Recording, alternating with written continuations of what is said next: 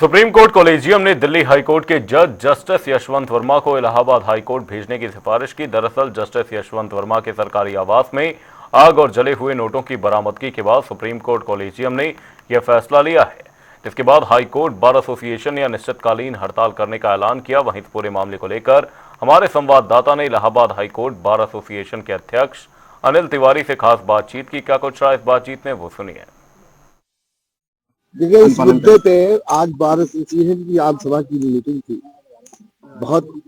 काफी संख्या में लोग थे। टोटल 11 प्रस्ताव पारित किए।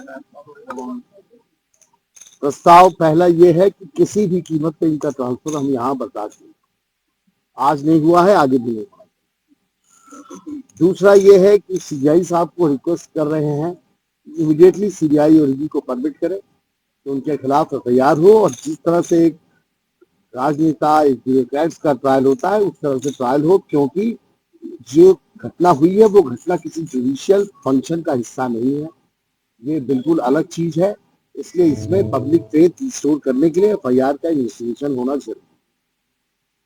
उसके बाद हम लोगों ने गवर्नमेंट से रिक्वेस्ट की है कि तुरंत इम्पीचमेंट प्रक्रिया स्टार्ट करें और जल्दी कैसे खत्म होगी इस बारे में विचार करें, जिससे कि जो एविडेंस वगैरह है उनको डिस्ट्रॉय करने का फर्दर प्रयास ना हो।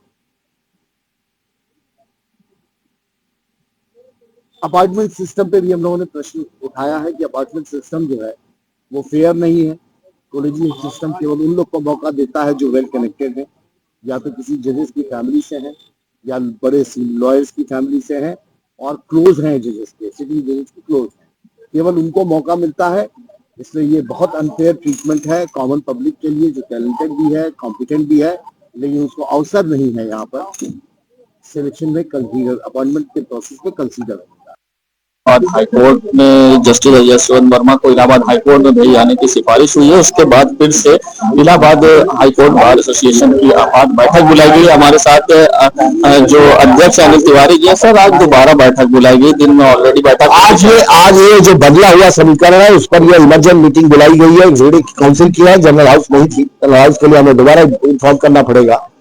ये एग्जीक्यूटिव बचा है और आज ये ऐसा मुद्दा है जिसमें सर्वसम्मत से एक निर्णय लिया है कि हम लोग इसका विरोध कर रहे हैं, पुरजोर विरोध। हम